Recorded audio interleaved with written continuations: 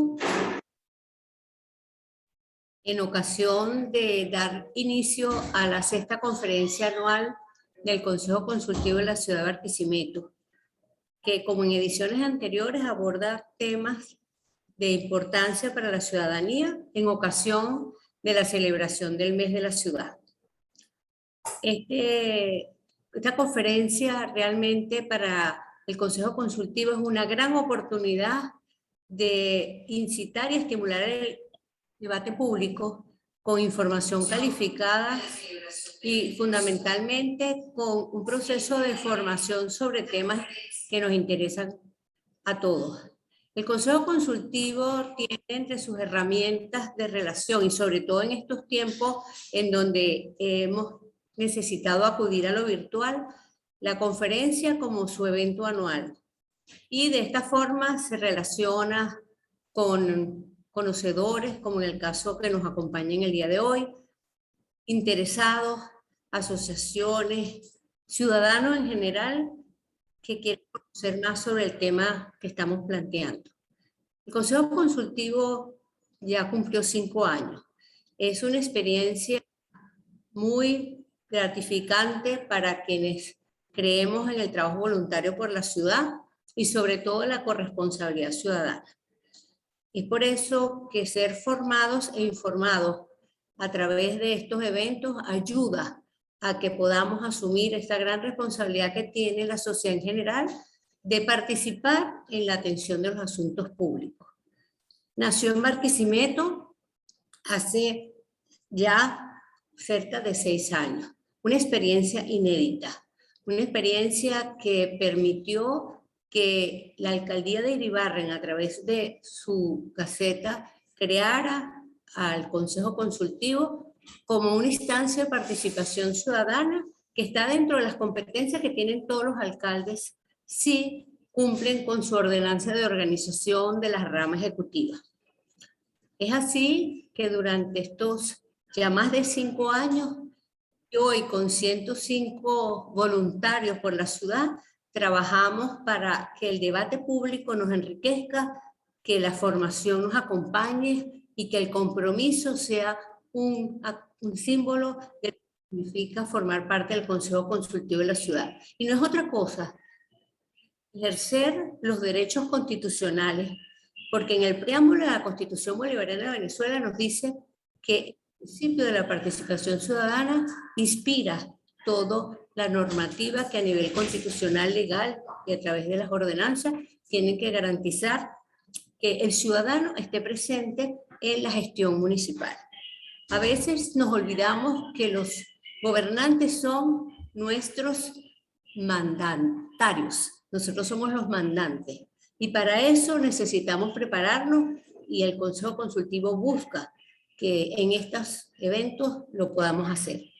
Incluso la Ley Orgánica de Régimen Municipal permite que se descentralicen muchos servicios a la comunidad organizada, estimula que la ciudadanía esté ordenada alrededor de los temas de debate público. Es por eso que celebramos que este debate se da. Celebramos estimular la formación, las alianzas con otras organizaciones similares, la información calificada y oportuna como la que vamos a recibir el día de hoy. Y todo esto dentro de una mirada local. Lo local nos acompaña en el pensamiento de lo global y el hacer desde lo local.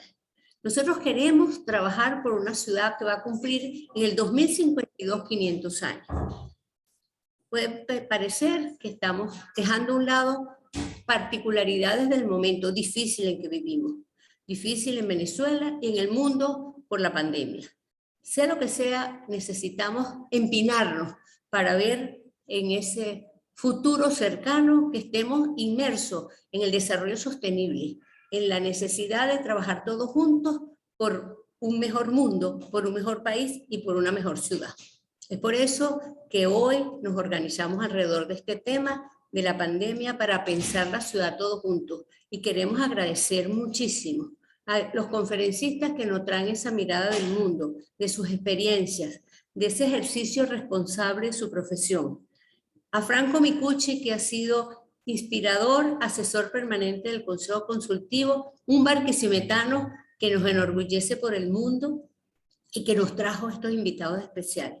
Al comité organizador de esta conferencia, un grupo de consejeros voluntarios que quisieron aportar su trabajo para que esto sea realidad. A todos los consejeros, ya somos 105, este es un programa de 105 consejeros, que serán muchos más, sobre todo queremos a jóvenes, queremos a todos los que tengan esa disposición por trabajar por la ciudad.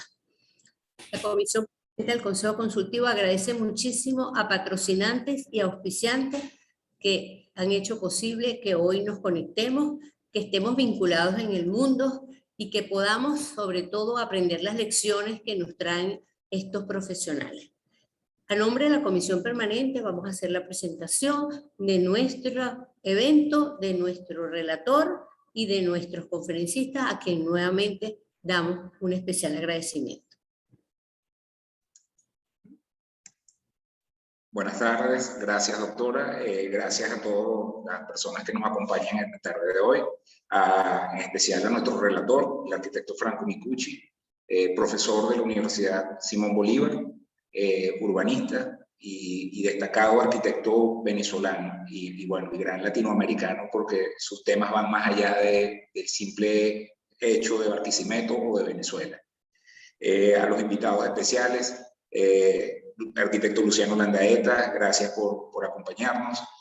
Julia King, muchísimas gracias por estar aquí con nosotros. Jorge Pérez Jaramillo y todos ustedes quienes nos acompañan vía Zoom y vía YouTube. De verdad que muchísimas gracias en nombre del comité organizador y de los 105 miembros del Consejo Consultivo Ciudad de Barquisimeto. Bueno, ya nuestro relator, Franco Micucci, continúa en este momento, digamos, esta conferencia está en sus manos, relator. Muchas gracias. Gracias, Milagro, gracias, Cristóbal, por esa gentil introducción. Y bueno, reitero nuestro particular aprecio hacia los tres invitados del día de hoy, Luciano, Julia y Jorge Pérez Jaramillo, que debe estar por conectarse, a quienes voy a tener el honor de presentar individualmente. Creo que es una oportunidad extraordinaria para hablar sobre la ciudad de Barquisimeto, un lugar que considero es emblemático sobre temas de planificación urbana, no solo en Venezuela, sino en el contexto de la América Latina, por cuanto es una ciudad que desde sus orígenes fue planificada con una gran conciencia del territorio, del desarrollo urbano, y está en el ADN de Barquisimeto pensar siempre en ese futuro próximo, en ese futuro mejor, y yo creo que este es un espacio inmejorable. Así que sin mayor preámbulo, me toca presentar en primera instancia al arquitecto Luciano Landaeta, egresado de la Universidad Central de Venezuela, donde fue profesor durante mucho tiempo y donde además tuvo la oportunidad de visitar la ciudad de Barquisimeto en muchísimas oportunidades, ya que fue profesor del núcleo de la carrera de arquitectura de la Facultad de Arquitectura y Urbanismo de la Universidad Central, hasta que de alguna manera se lo dimos al mundo, ¿no? Y ha estado, digamos, gravitando en distintos lugares de la geografía universal, trabajando con grandes firmas de arquitectos que incluyen a nombres como Stephen Hall, Maximiliano Fuxas, o firmas más importantes o de mayor tamaño, entre otras, que lo han llevado, digamos, por OMA, por ejemplo, que lo llevó a países tan remotos como China, ¿no? Luciano, que además ha tenido, bueno, actividades académicas incluso en otras instituciones, como en la Escuela de Arquitectura de la Universidad UMEA en Suecia, entre otras. Bueno, nos acompaña con un tema que creo que es de orden excepcional y que tiene que ver con algo que ha sido un trabajo de investigación para él sobre la ciudad como un hecho mutante, como un espacio que va gravitando en torno a las condiciones que se presentan en torno al momento, al lugar. Y creo que el hecho de pensar sobre la pandemia, creo que Luciano creo que es un introductor excepcional para este tema, que sin duda, como decimos en el propio título, son desafíos y oportunidades que se nos presentan. De hecho, un evento como este no hubiera ocurrido si no estuviéramos en pandemia en Venezuela y en el mundo, y yo creo que eso es algo que hay que reconocer, que Barquisimeto, aunque se haya encogido un poquito, vuelve a ser más grande en la medida que estemos todos conectados, estemos o no en Barquisimeto, en Venezuela o en cualquier parte del mundo. Así que, Luciano, sin mayor preámbulo, te doy el derecho de palabra. Creo que puedes compartir pantalla cuando lo requieras. Quería anunciar que la sesión ha sido grabada para todos, porque eventualmente la intención es que salga una publicación de este tema y por lo tanto es nuestro deber informar no solo a los ponentes, sino a los participantes. Luego haremos como una pequeña lectura de preguntas o comentarios en el chat después de cada conferencia y al final de las 3 ponencias tendremos un ámbito de media hora para conversar o discutir entre los 3 ponentes. Así que, Luciano, el micrófono es tuyo y luego presentaré a Julia y a Jorge. Maravilloso. Bueno, feliz tarde, feliz noche, donde se encuentren, habituados ya al modelo, virtual. Bueno, la señora Milagros con una excepcional también introducción sobre esa participación ciudadana.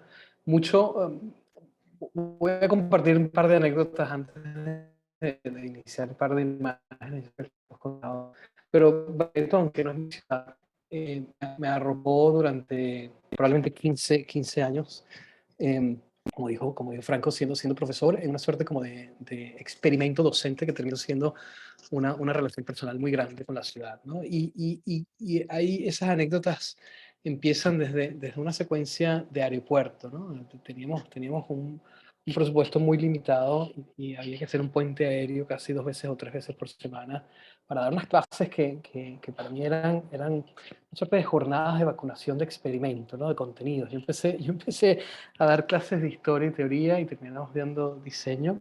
Pero esa secuencia telescópica, ¿no? De ir en ese momento a Maiquetía y a aterrizar en el aeropuerto Jacinto Lara e ir navegando una suerte como de cápsula de tiempo y aproximarme a la ciudad desde las nubes, ¿no? Una suerte de turbulencia, está la niebla y de repente es una secuencia constante, la ciudad, ¿no? Una ciudad, una estepa gigantesca y unos quiebres y el horizonte está el turbio y aterriza. Y hay una ciudad desde el aire e inmediatamente con esta amabilidad y gentileza del Guaro aparece la ciudad de tierra. Hay unas 2 dimensiones y la ciudad de tierra tiene una secuencia, así como describe Kevin Lynch, ¿no? Una secuencia sensorial de hitos múltiples, de cruces, de nodos, hasta llegar a la clase y aquel tropel.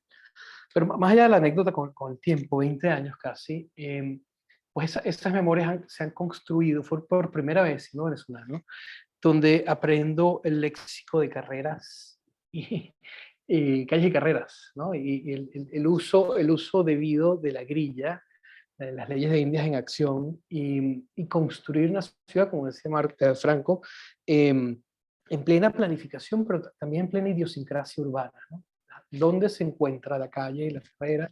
¿Dónde no solo los encuentros, sino la intersección de vidas, como dice Jane Jacobs, que es la ciudad misma? Entonces así se construyó mi mapa mental, una suerte como de cobija de Frankenstein, un poco que al final, luego de transcurrir, es la ciudad del avión, muy al revés, totalmente al revés, ¿no? La ciudad satélite que al final termina siendo un poco los recursos metodológicos que luego de salir de Venezuela son una de las herramientas de mayor uso, es la ciudad fenómeno, ¿no? Ese Barquisimeto brinda para mí esa primera puerta que me ayuda a entender Monterrey como ciudad, el occidente y el oriente, o Bogotá también como su tejido de leyes indias, etc. Esa es una breboca porque siento que ahí esa conexión de puente aéreo muy emocional termina amalgamándose en estos libros que los descubro con el tiempo, ¿no? O sea, Kevin Lynch, inclusive Jan Gehl, y uno muy reciente de Naked City, la ciudad desnuda de Sharon Salzman, que es absolutamente a punto en lo que estamos viviendo, ¿no?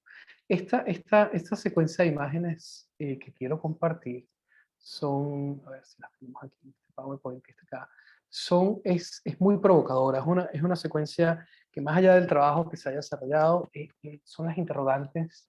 Avíseme si se ve, ahorita no se debe ver nada, pero ahora se puede ver, ¿sí? Ok.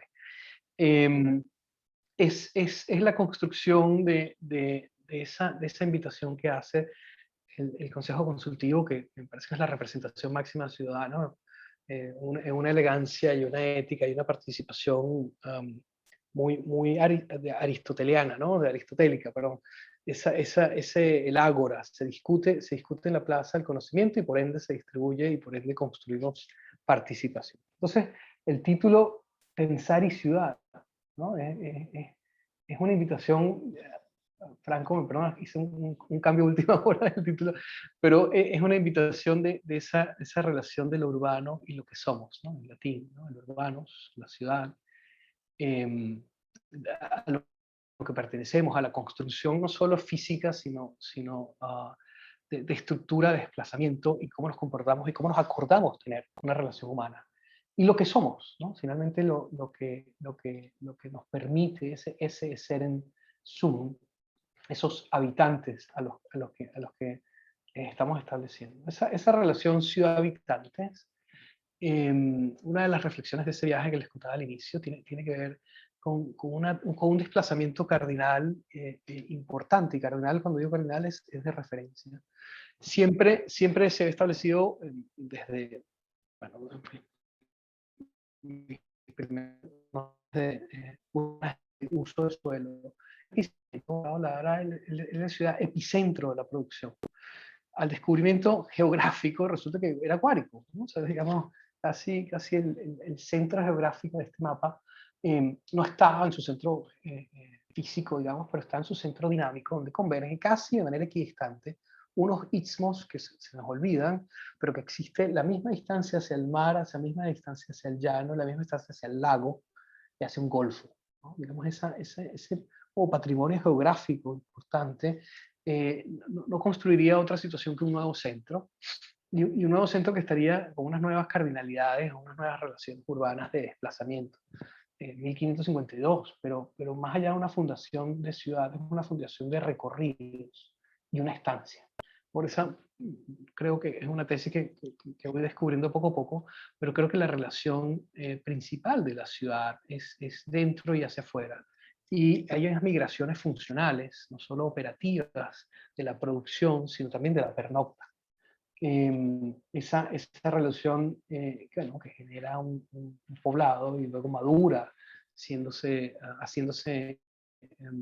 idiosincráticamente importante entre una construcción topográfica muy particular, y bueno, hace la convergencia de más allá de lo que pudiese significar las leyes de Indias en la fundación de la ciudad, en una dinámica de centro, ¿no? Y creo que hay una constante en esa situación, cuando entendemos que la geografía construida de la ciudad pasa por probablemente 3 o 4 elementos que me gustaría compartir, y seguramente lo sabemos, pero la redundancia, es su relación con me recuerda mucho a lo que sucedía en La Paz, en Lima, inclusive a la ciudad de Monterrey o Michoacán en México, que las leyes de India se confrontan con una topografía un poco indómita, ¿no? Hay un límite natural al que habría que darle respuesta. En algunos casos o se abandona o en algunos casos se sobrepasa, haciendo una suerte como de periplo de infraestructura y desarrollo tecnológico. Dependerá del tiempo y las situaciones sociales y culturales de algunas de estas ciudades de Sudamérica, pero particularmente en Barquisimeto, hay una construcción de borde, ¿no? Digamos, hay un eje este-oeste que se amanece con una conjunción de entrada y el ocaso, que es una de las bellezas más grandes de la ciudad. El ocaso va en una suerte cónica de la prolongación que aún existe de la ciudad, a la cual probablemente habría que tenerle más meramente balance. Pero eso, ya vamos a llegar a ese caso. Y luego un accidente topográfico grande, importante, que es ese continuo balcón que a las veces, a la ausencia de montaña cercana, al caso narrativo de lo que es el Ávila para Caracas, es el Valle del Turbio, una subtracción de masa que genera un paisaje a lo lejos, paisaje o que lo abordamos o que lo mantenemos intacto, ¿no? Ese discurso de entender lo natural o aproximarse a lo natural o inclusive reconstruir su condición natural a una condición un poco más urbana, creo que forma parte de una de las grandes interrogantes por resolver. Me imagino, en el caso, sí, que el Valle del Turbio y la ciudad terminan siendo un solo ámbito urbano. No es uno y el otro, sino son los dos. Pero más allá, la grilla, como dijimos en un caso, se confronta a esas situaciones, a esos bordes, a esos accidentes, Y luego hay un espacio en los años 70, 65 probablemente, donde aparece este desplazamiento mayor, que un poco lo que habíamos hablado, reflejo de esa cardinalidad funcional de la ubicación del área, particularmente Barquisimeto, con respecto a su contexto, ¿no? El flujo de ida y venida, la zona industrial construida a través de este eje, y la ribereña, que es un borde de desplazamiento constante, pero siempre este-oeste o viceversa. Probablemente estoy subrayando cosas que están más que conversadas o cocinadas, pero más allá de la fisicalidad existe un fenómeno de desplazamiento que es importante y que de nuevo vincula esa macroescala regional, estaba tratando de enmarcar en una situación de ciudad y una situación urbana que no creo que sea coincidencia, porque son los llegaderos hacia el lugar, ¿no? En inglés llamaría el sense of arrival, ese lugar donde me recibe la ciudad o me despide. Estos nodos que están acá, esto es muy gráfico, probablemente hay unos errores de ubicación importantes, pero estos nodos que están acá, estos puntos,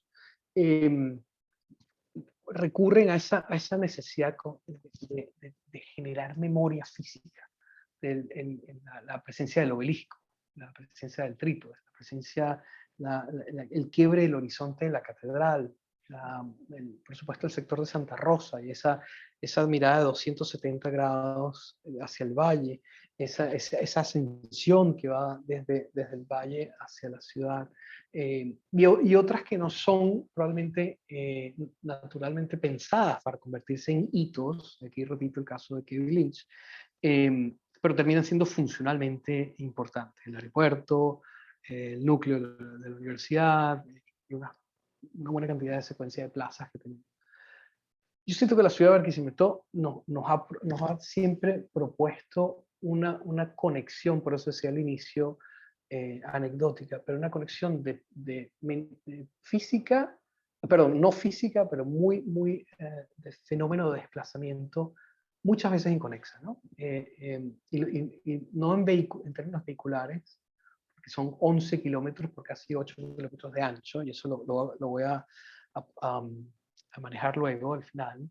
Digamos, una ciudad de una escala importante, de una población que tiene un 4%, hasta el 2017 marcaba, créanlo o no, un 4% de crecimiento, o por lo menos de densidad, que es distinta al área de imprenta, ¿no? Impresa.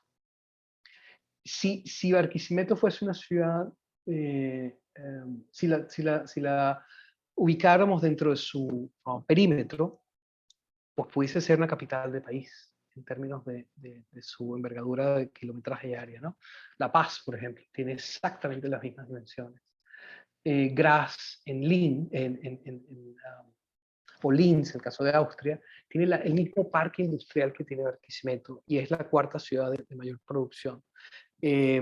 Durban, en Sudáfrica, tiene la misma superficie de parque industrial de Barquisimeto, y es una ciudad puerto, digamos, que pareciera que tuviera una ventaja mayúscula sobre el intercambio de bienes, ¿no? Y bienes de consumo.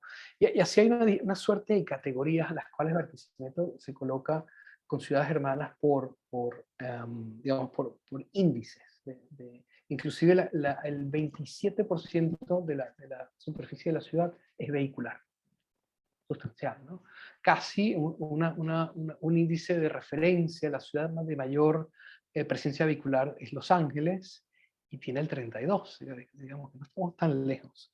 Pero eso que parece una estadística del urbanismo, y ya haremos un cuadro comparativo de vistas aéreas, eso no hace la ciudad.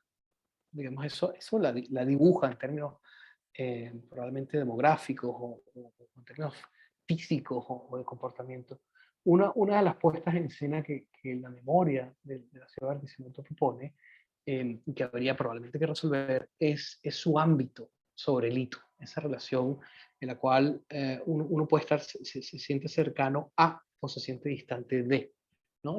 En términos de, estoy llegando a Santa Rosa, acabo de pasar el obelisco y probablemente hay unos 400 o 500 metros o un kilómetro que se ve esa distancia. De hecho, la aparición del obelisco como hito establece una necesidad de quiebre del horizonte, ¿no? Y esa es tan importante, digamos, no ha perdido su vigencia, marca un punto este y oeste importante, incluso hasta norte y sur. Y esas que parecieran ser como excesos, no lo quiero ver así, excesos de hitos o referencias, de puertas de entrada, de amabilidad y bienvenida, refleja la necesidad constante de conexión. Entonces, haciendo un ejercicio abstracto mayúsculo, una de las posibles entradas de Barquisimeto a una nueva dinámica, que existe probablemente, pero habría que reforzarla, es a sus conexiones más pequeñas, no a sus troncales o sus avenidas, sino probablemente a las distancias, en algunos casos peatonales, de 17 minutos, 15, 7, si fuésemos un poco estrictos, pero a la redefinición del sector y distrito, ¿no? A eso, que es una palabra de origen del latín, pero 3 o 4 idiomas, pero al promenade, ¿no?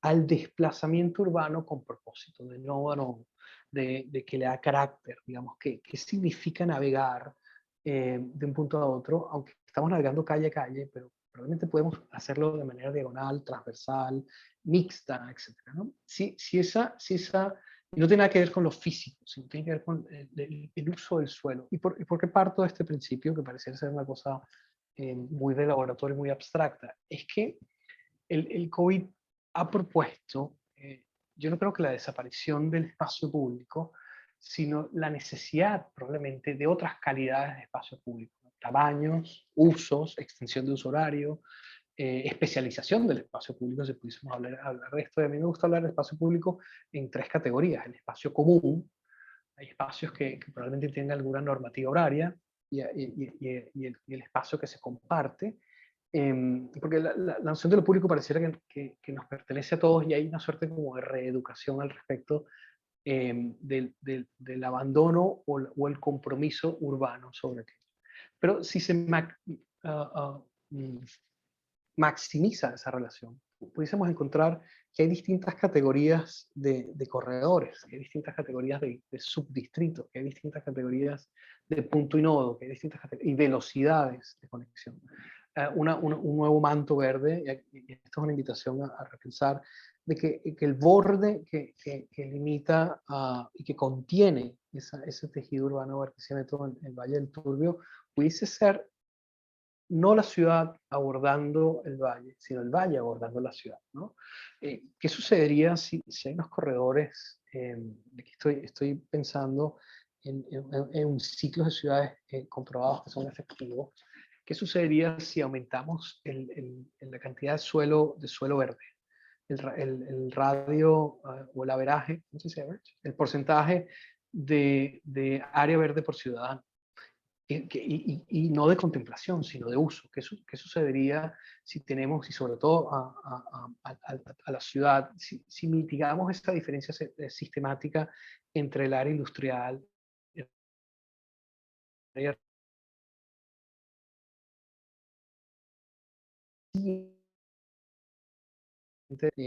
donde marcaba una diferencia funcional inmanente, ¿no? Presente. Y esa desconexión ha impedido la evolución del uso del suelo en muchos de los casos, ¿no? Si estamos hablando de la parte norte particularmente.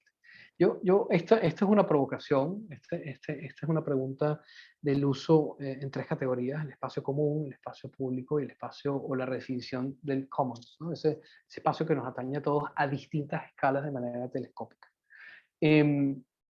Esa es una digamos, representación diagramática de una posibilidad. Hay recursos estructurales importantes que habría que invertir, habría que pensar en las políticas de reencuentro. Yo creo que a Barquisimeto no le falta identidad, muy por el contrario. Yo creo que siendo invitado, una de las propuestas que he visto que accionan, reivindica un poco la relación de punto a punto, es la interconexión, ¿no? O sea, las distintas calidades de velocidad a las cuales nos relacionamos en la ciudad. Aquí voy a parar en términos gráficos y me voy a ir más allá de del calle del comercio, que da una relación histórica entre es una proporción doméstica, pero también funcional de la calzada y bueno, en las líneas del tranvía. Hay una relación que da ya este ciudadano, no, probablemente no existe, no porque se haya modificado la fisicalidad, pero se ha modificado el desplazamiento dentro de este ámbito. ¿Cuál será, y entendemos que las ciudades tienen ciclos de 20 años, cuál será el Barquisimeto del 2050 o del 2070? Que no es muy lejos, la verdad. ¿Cuál será, cómo podemos, en las posibilidades que interroguemos a la ciudad nuevamente o su ámbito urbano, cómo podemos multiplicar el uso del suelo, pero no necesariamente en términos de densidad, área construida o área por construir, sino área disfrutable, múltiples puntos de encuentro, así como estos caballeros al borde de la ventana? ¿Cuál es esa diversificación del uso del suelo que nos va a permitir tener el mejor reflejo de Barquisimeto en las próximas 2 generaciones, ¿no?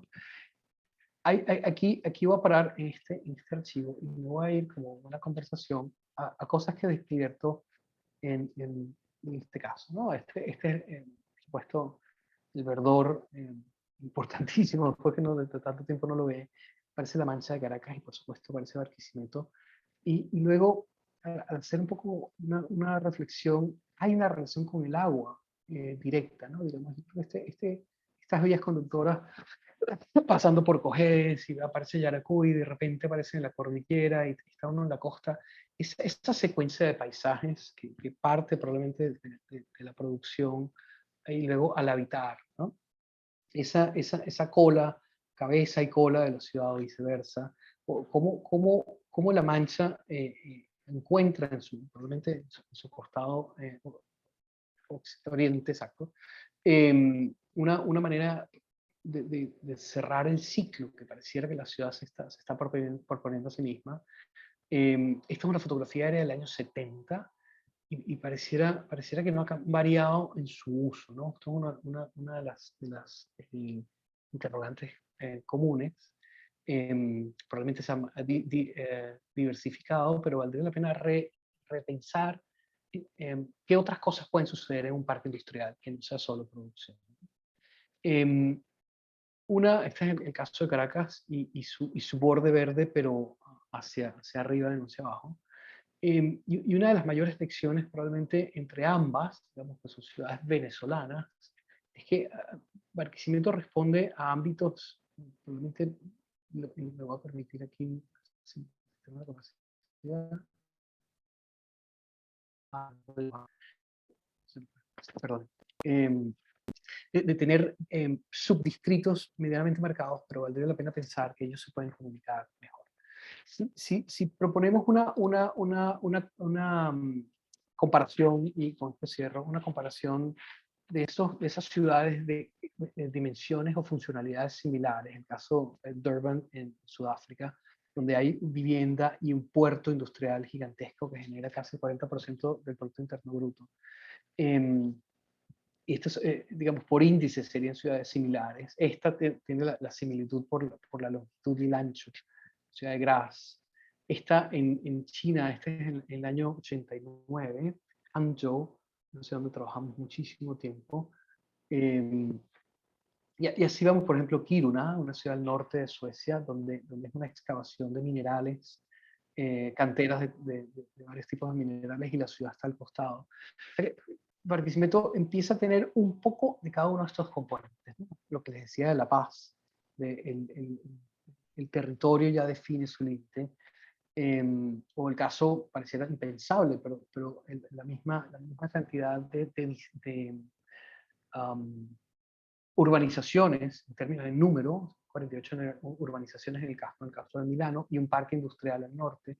Hay una similitud del uso del suelo con respecto al Barquisimeto y a ciudades que parecieran que no tuvieran ninguna conexión. Rotterdam, que es uno de los casos que me llama poderosamente la atención en términos de densidad y población. Rotterdam construye, obviamente, en esta secuencia de canales, un parque industrial que está apostado en la mayor comunicación posible, así mismo como Barquisimeto. que también, bueno, un acceso al mar, y imagínense, en vez de ser agua, es carretera, se hace sólido, y cómo permea esta relación casi en el corazón de la ciudad, este parque industrial, que luego se va transformando poco a poco, si hacemos un zoom, en algunos de estos casos ya se ha transformado en residencia o en espacios de uso mixto. Este es el lago, el Tahoe, la ciudad industrial, que tiene exactamente la misma superficie que Barquisimeto, cercano a Salt Lake City, y tiene un lado industrial bien definido. Industrial, estamos hablando de un parque de más de 4.000 metros cuadrados por unidad, y un lado residencial. Exactamente. Estos son los mismos compromisos de la ciudad, y son las mismas, digamos, interrogantes de cómo la ciudad, que tiene una buena relación de imagen, ¿no? Una buena relación de sus referentes, una buena relación de digamos, su construcción de experiencia urbana, pasa a un nuevo punto de conexión con territorios que generan más aproximación ciudadana, que generan más aproximación menos vehicular, más peatonal o de distinto tipo de desplazamiento. Entonces, hoy yo creo que la conversación, digamos, no he querido extenderme más, camina alrededor probablemente del propósito de ciudad, del uso del suelo, de las herramientas de infraestructura que queremos, en las cuales debería haber algún tipo de inversión, no solo física, sino de planificación, ¿no? Las interrogantes serán radios verdes, nodos de encuentro, desplazamientos, nuevos subdistritos, nuevas funciones, transformación del uso del suelo, etc. Espero no haberme quedado corto, pero yo lo que he querido construir para el día de hoy, ya que es una conversación importante, es eso que nos hace ciudad, ¿no? Esa noción de urbanos y lo que somos, tiene una altísima responsabilidad en la construcción, la interrogación de la ciudad que queremos que sea. Y probablemente desafiando a un sentido más de fenómeno que de contexto construido, más de fenómeno, y definir esas conceptos que nos unen en términos, o que nos congregan y que nos hacen situaciones de contemplación, o situaciones de parada, o situaciones de encuentro, o parques de investigación, digamos, o inclusive lugares para maximizar el intercambio a todo tipo, cultural, social, etc. Es un contrapeso importantísimo en las definiciones de la política de la ciudad y la política de uso. En la medida que la ciudad tenga mayor cantidad de nodos activos posibles, estará destinada a tener mayor diálogo posible en sí misma, como tesis y probablemente como puesta en escena.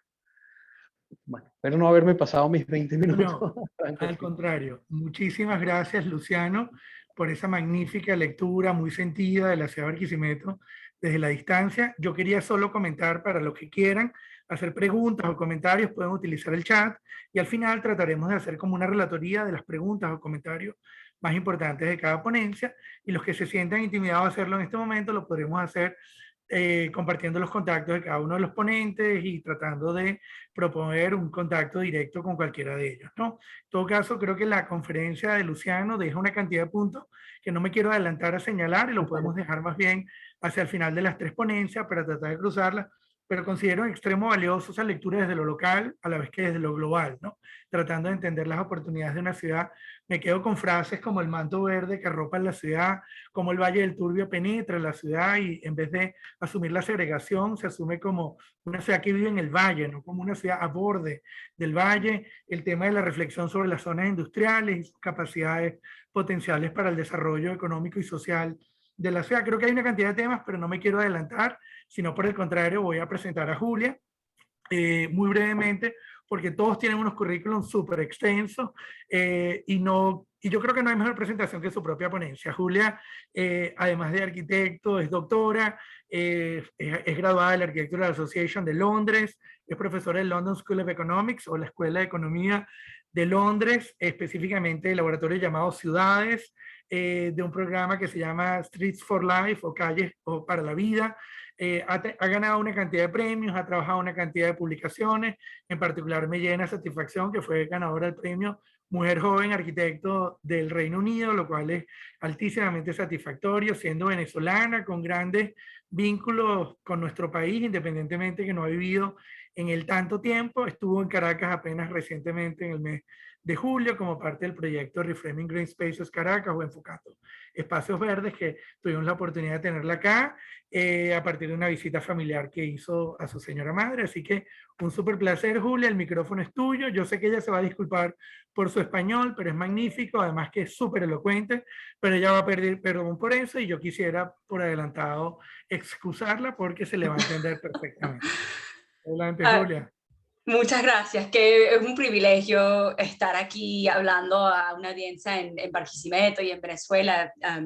Y Luciano, muchas gracias por esa presentación. Ya la próxima vez que vengo a Venezuela, Franco, me tienes que llevar a Barquisimeto porque tengo unas ganas de ir. Bueno, ya con la introducción, soy Julia, yo hago muchas cosas, enseño, perdona, yo estoy en Inglaterra y estamos muy de noche aquí y la luz en mi cuarto no es muy bueno, pero bueno, seguimos, me veo muy rara.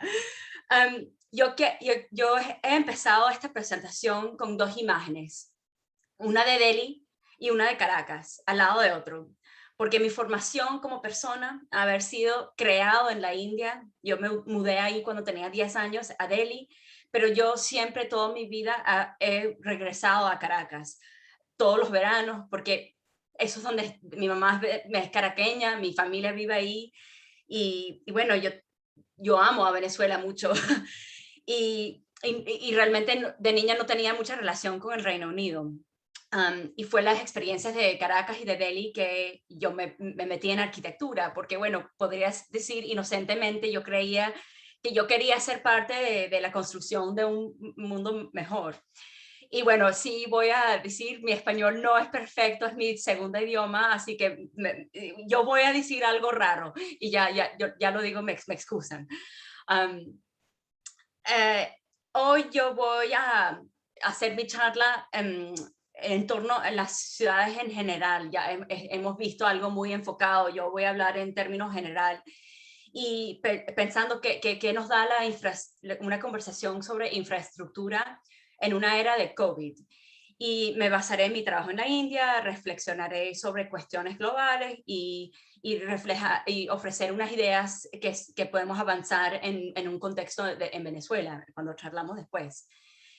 Y comienzo con como la gran paradoja de la ciudad, porque la aglomeración, la densidad, las multitudes han sido durante mucho tiempo atributos definitorios de las ciudades.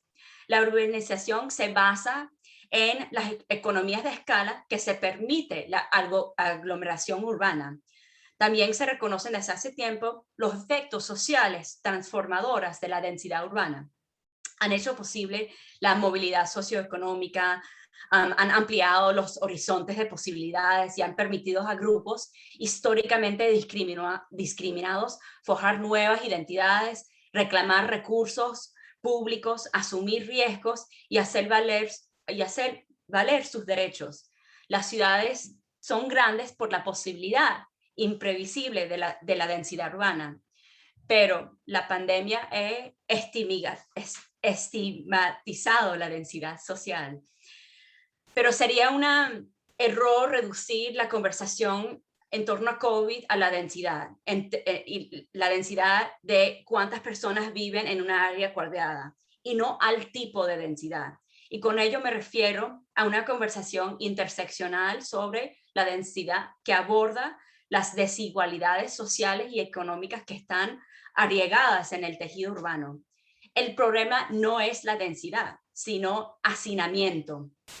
Y esto lo sabemos todos. No creo que la pandemia de coronavirus va a cambiar fundamentalmente las ciudades. Y desgraciadamente, no creo que la pandemia ha despierto a las potencias mundiales para la necesidad de un mundo más justo y tampoco un reajuste de nuestros valores humanos. Pero podría llevar a una ruptura de un presente que es insostenible hacia un futuro más reparador. Los desastres, como las pandemias, nunca son solo destructivos, también inducen al cambio y al menudo provocan desarrollo científico y reformas sociales.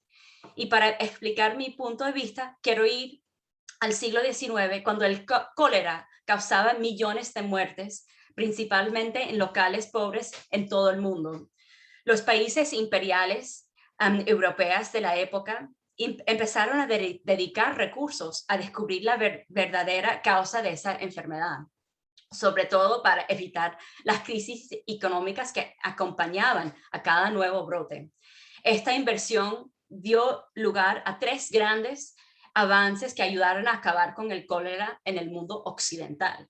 1. Reformas que mejoraron la salud pública para evitar que las poblaciones contrajeran la enfermedad en primer lugar.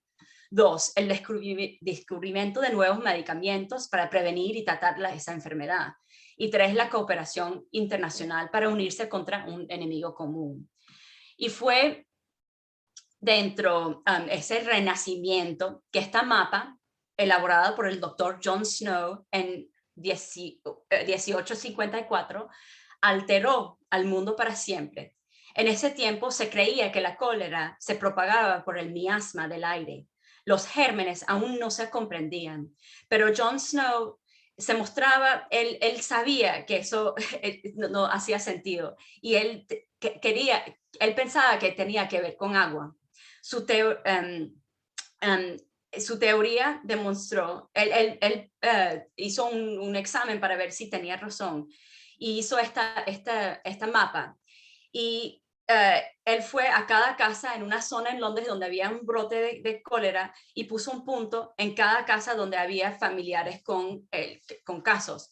Pero también él fue a cada casa y preguntó a las familias sus hábitos cotidianos, haciendo meticulosamente lo que hoy llamaríamos rastreo de contactos. Y él descubrió que casi todos los afectados utilizaban la misma bomba de agua en la calle. Snow mandó que cerraran la bomba y después se fueron abajo los casos. Eventualmente se descubrió que ese pozo en particular era muy poco profundo y había sido contaminado con un pozo negro cercano. En un elegante experimento, Snow había desalvado el espectro de cólera que le había perseguido desde su infancia. La causa era simplemente la agua sucia. En esa época de la rápida industrialización, eso también empobreció los trabajadores rurales en Inglaterra, que resultó en una migración muy grande a las ciudades en búsqueda de trabajo. Pero esos migrantes no le dieron servicios públicos y estos nuevos emigrantes construyeron viviendas improvisadas en locales contaminadas. Las revelaciones de Snow en esa época trajo al público una conversación sobre el salud pública para mejorar el ambiente urbano. En ese sentido, la epidemia de cólera eventualmente llegó a un proyecto para limpiar el río de Londres, el Thames, que en esa época era una alcohólica abierta. Y en eso se nació la sanidad moderna. La sanidad moderna que todavía tenemos en Londres fue imaginado de un ingeniero que se llamaba Joseph Bazalgette. Y él vamos a decir, los números soy muy mala en eso, con 300 millones de ladrillos, 670,000 metros cúbicos, 6, 7 y 3 ceros cúbicos de cemento y 2.7 millones de metros cúbicos de tierra excavadas. Hicieron 720 kilómetros de alcantarillas principales y 21,000 kilómetros de alcantarillas locales más pequeñas. Pero lo sorprendente de este proyecto no fue solo esa infraestructura, sino que a su paso llegó un valor para parques públicos, los paseos al aire libre. La llegada de alcantarillado reubicó cientos habitantes residentes en viviendas, en viviendas buenas. También trajo consigo un gran parte de lo que hoy se ve a lo largo del río en Rondes, el Thames, 2 terraplenes, puentes y hasta que un ferry. Fue un proyecto notable tanto por su sencillez como por su nivel de precisión. Una pieza clásica de la innovación victoriana, una infraestructura que fue planificada para un crecimiento de la población de 50%. Cuando 30 años después de que finalización, había un previsto 5 veces más de la población en Londres.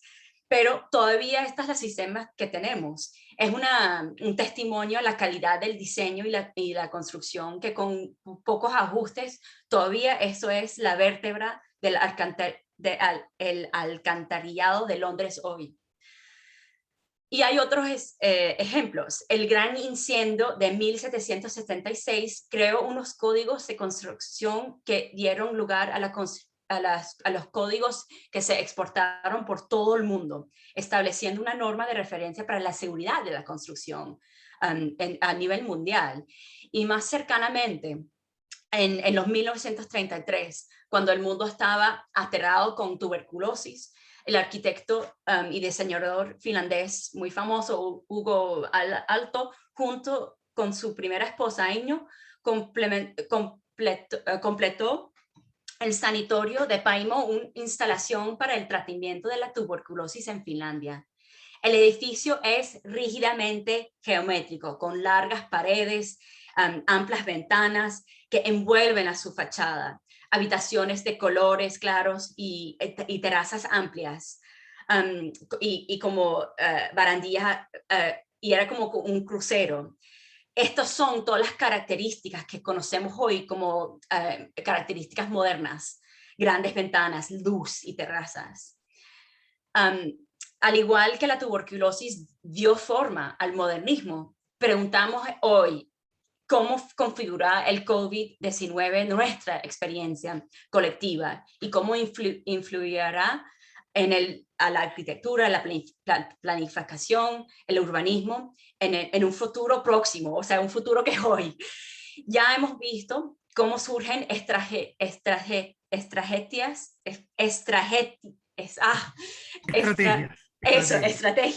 improvisadas a medio que negocios están saliendo del lockdown. Aquí ves un negocio en Holanda que construyó cabinas de vidrio en forma de invernadero alrededor de sus mesas al aire libre. Un casino en Florida que instaló en sus mesas grueso protector de plástico con espacio abajo para las manos, para los jugadores. Y uno de los usos más vitales del espacio público para reunirse en la calle, en las protestas, lleva un riesgo y también un mayor que gente te ve, ¿por qué estás haciendo esto? En abril del año pasado, más de 2 millones de manifestantes en Tel Aviv se reunieron en la Plaza Rabin para manifestarse contra las medidas antidemocráticas aprobadas por el gobierno. Las fotos aéreas muestran la misma cuadrícula, los manifestantes dispersados uniformemente con una perfección motivada por el miedo comunitario. Hasta ahora, el impacto de la pandemia en el urbanismo se ha manifestado en pequeños cambios que se pueden aplicarse más rápidos que un nuevo plan de construcción o zonificación. Las calles cerradas, como se ve aquí en Nueva York. También en Londres hemos hecho esto, y en Londres también estamos haciendo más líneas para bici. Pero para mí, aunque a mí me encantan estas cosas y estas iniciativas, y yo las aplaudo, estos para mí no van suficientemente lejos. Y otra vez yo quiero regresar al pasado. Las revelaciones de Snow sobre el cólera adelantaron la salud pública en Inglaterra, pero también ellos llevaron eso al Imperio Británico. Al final del dominio británico en la India, casi todos los ciudadanos británicos disponían de agua potable, pero solo el 1% de los indios, de los nativos, tenían agua, tenían ese mismo derecho. Eso ahí sembró el tipo de desigualdad que hoy conocemos demasiado bien.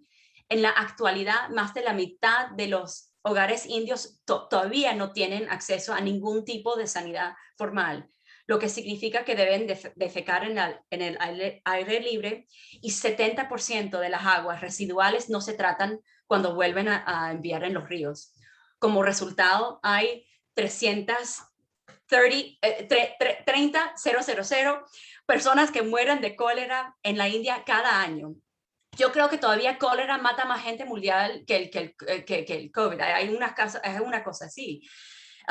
Hoy en día disponemos de una terapia hoy en día tenemos medicación, tenemos rehidratación oral, tenemos una vacuna, pero los programas de vacuna contra el cólera tienen muchos obstáculos, como cualquier vacuna. Para que sean eficaces, deben llegar a un número suficiente de la población para llegar a una inmunidad del grupo.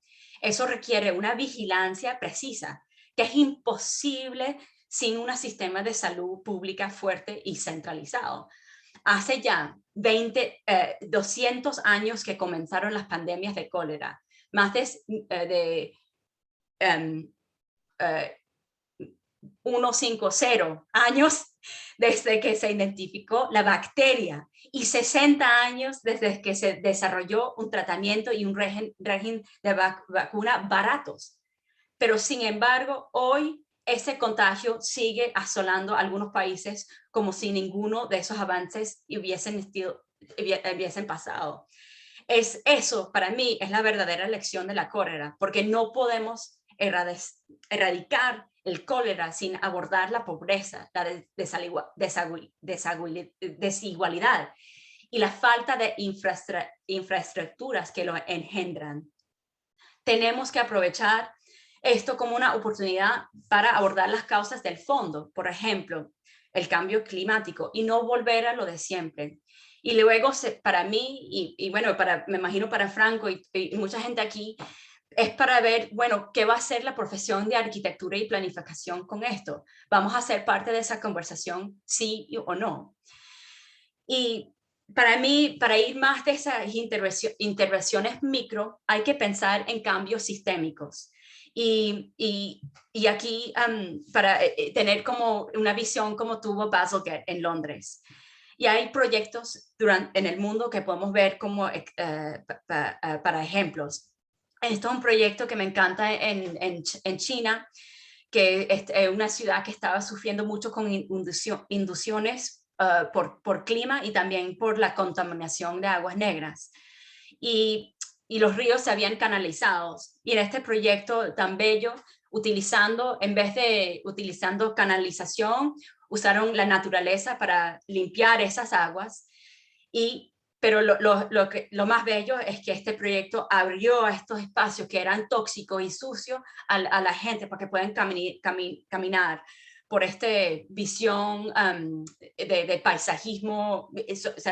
Y esto no es caro, esto es más barato de formas más como industrial, vamos a decir.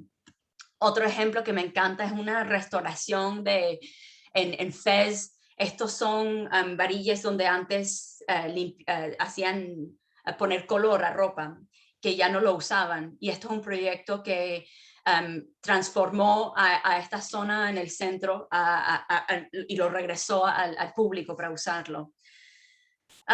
Estos son proyectos muy grandes, pero también hay proyectos de una escala más pequeña, pero que también pueden transformar a una situación.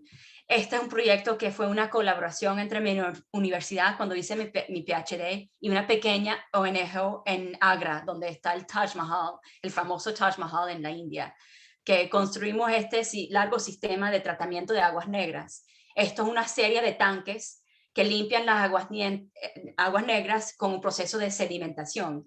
El resultado final no es agua que puedes tomar, pero es algo que puedes utilizar para construcción o para la agricultura. Similarmente, este es un proyecto que yo hice en una comunidad muy pobre alrededor de Delhi, donde construimos un sistema de sanidad para una comunidad de 700 casas. Otra vez, estos son muy bajo costo, pero el impacto es muy alto en términos de salud y del ambiente. Esto es otro caso que ayudamos a la comunidad, a ellos lo hicieron, pero nosotros ayudamos a esta comunidad a poner una tubería a través de su carretera principal, lo que permitió que los residentes, cuando pudieron invertir en un retrete. La imagen a la izquierda, tú ves que fue un poco después de que pusimos ese tubería. Esa familia todavía no tenía los recursos para construir el retrete, pero tú ves ahí, pagaron para la conexión. Y cuando yo regresé en un año, sí tenían los recursos y ahí tú ves un retrete muy compacto que también es una escalera. Estos son ejemplos de cambios de infraestructura pequeñas, pero que tienen un efecto cuando se pasa por toda la comunidad. Y en todos estos casos, para mí la infraestructura es mucho más que tubería. Es un proyecto social, un proyecto político, es un proyecto que saca gente de tener que ir afuera en las mañanas a hacer lo más básico que todos hacemos. Finalmente, para mí, esto es un proyecto que a mí me inspiró mucho cuando yo llegué a Delhi. Fue una idea que era muy obvia, que a tomar a los muchos ríos que tenían en Delhi y a limpiarlas también utilizando procesos naturales, y eso regresaba a esos espacios sucios a la ciudad para caminar y no sé qué. Esto era una propuesta para transformar 350 kilómetros de alcantarillas en Delhi, que es tú caminas por Delhi y los oles. Es una cosa muy, muy mala para la ciudad. Pero este proyecto ya va 10 años en proceso, porque son proyectos que cruzan muchos departamentos de gobernanza, muchos intereses del sector privado, del sector público, y eso hace una complejidad que, aunque es una idea muy obvia y muy buena y no tan caro, es muy difícil que pasen. Solo es ahorita que están hablando otra vez de hacer este proyecto que ya lo estoy escuchando 15 años. Y esto es nuestro obstáculo. Esto es nuestro obstáculo, cómo hacer esto ahora, hoy, ayer, no en 10 años. Así que en modo un resumen, COVID no exige a los profesionales aquí y a estudiantes y a ciudadanos que seamos más ambiciosos y buscamos a cambios sistemáticos a gran escala, pero también que eso se puede resolver y funcionar a esa escala hiperlocal. Y eso es muy difícil, hacer esas dos escalas. Tenemos ahora un reto distinto que, y esto requiere procesos de renovación urbanas y reconocer que son más eficaces cuando prestan atención a la que ya existe. Esto requiere un compromiso activo con las prácticas cotidianas existentes. En eso lo que quiero decir es que hay que hacer ese trabajo antes que pones ni un ladrillo, ¿ok? Segundo, los procesos de redistribución urbana son más eficaces cuando combinan con otros activos existentes, incluidos en los especiales y los organizativos. Espero que esta traducción que es de inglés a español funciona. Lo que estoy tratando de decir aquí es que también no se puede poner un ladrillo, sino, y no es que necesitas la autoridad del ayuntamiento, pero aunque más de eso, de la gente que vive ahí, de la gente que ocupa ese terreno. Y finalmente, el poder de cambiar las relaciones existentes depende de la experimentación, pero de una experimentación que se comprometa con las formas vernaculares de hacer espacio y establecer relaciones sociales. Y bueno, eso es fundamentalmente difícil de hacer y requiere un compromiso a un sitio que es muy difícil con COVID. Y bueno, y eso es lo que estamos, me imagino, tratando de hacer todos aquí hoy. Bueno, y ahí termino ahí y espero que me entendieron. Muchísimas gracias, Julia, se entendió perfecto, así que no te angusties. Además, creo que esta última lámina con estas preguntas o conclusiones, creo que ayudan mucho a entender todo el discurso. Creo que al final vamos a dar las preguntas todas para el final. Hay algunos comentarios en el chat que prefiero leer y digerir y luego tratar de sintetizar. Ya se conectó nuestro querido amigo Jorge Pérez Jaramillo desde Medellín, Colombia, que cierra la sesión de hoy, que creo que ha sido estupenda porque de alguna manera hemos enlazado el discurso introductorio de Luciano con esa posición desde la visión de la infraestructura y el proyecto social de Julia. Y bueno, y cerramos nada más y nada menos que Jorge Pérez Jaramillo, que tiene un currículum enorme, así que no lo voy a leer todo porque me quedo toda la tarde y no hay ponencia. Él es uno de los artífices, sin duda alguna, aunque él no le gusta que uno se lo diga, de la transformación urbana de Medellín, que no es poca cosa. Sabemos que son muchos los actores que están detrás de ese milagro que significó Medellín para Colombia, para Latinoamérica y para el mundo. Pero precisamente creo que eso es una de las claves, el trabajo en equipo, el que hizo Medellín una gran ciudad y que siempre lo fue, pero que evidentemente supo deslastrarse de sus grandes plagas, ¿no? Es arquitecto, bueno, actualmente es el decano de la Facultad de Arquitectura de la Universidad Santo Tomás de Medellín, ha sido ganador de una cantidad de premios, publicaciones, fue promotor de la candidatura de Medellín, bueno, premios mundiales de distinta naturaleza. Hoy día creo que ha sido un gran defensor del proyecto de recuperación del río de Medellín, que creo que es un caso que no sé si va a mencionar, pero que toca estudiar porque lo tenemos a la vuelta de la esquina. Y yo creo que, bueno, Jorge, no puedo sino dejarte el derecho de palabra y callarme porque tu discurso siempre es más relevante que lo que yo pueda decir. Así que muchísimas gracias, Jorge, por estar con nosotros y por supuesto a Julia y a Luciano. No, un saludo muy especial. Tuve la suerte de alcanzar a oír casi buena parte de la charla de Julia. Felicitaciones, me encantó. Infortunadamente yo tenía otra participación en otro Zoom a las 2 y no pude oír a Luciano, que me habría gustado, pero bueno, aquí estoy y voy a tratar de ser muy eficaz con el tiempo, que es algo que siempre me cuesta mucho porque trato de contar demasiadas cosas en corto tiempo. Voy a hablar un poco en la perspectiva de la muy interesante aproximación que nos compartió Julia, que voy a compartir pantalla. Yo creo que realmente nosotros vivimos una realidad en este mundo del sur global que va mucho más allá del COVID y tiene que ver con muchas pandemias que coexisten con nuestra realidad hace muchos años. Y entonces pensar la ciudad post-COVID, no quiero decepcionar a nadie, pero creo que lo mismo que antes, como decía el documental de cine cuando yo estaba niño, que uno lo llevaban a cine y había un documental alemán que decía eso, el mundo al instante, y nosotros lo que decimos es lo mismo que antes. O sea, yo creo que la ciudad es un reto global que sigue estando ahí para todos. Seguimos en este proceso de grandes ciudades en formación, con muchísima expansión. Esa ciudad que yo llamo la ciudad del siglo XXI, que es la metrópoli, llena de urbanización incompleta, el mundo de una inmigración y una ciudad que se tiene que ir formando a medida que recibe y recibe gente que tiene que entrar a la condición de ciudadanía, en esa necesidad de formar civilidad, de formar cultura urbana. Y entonces yo pienso que es un momento muy interesante para el mundo del urbanismo, de la planificación y la gestión.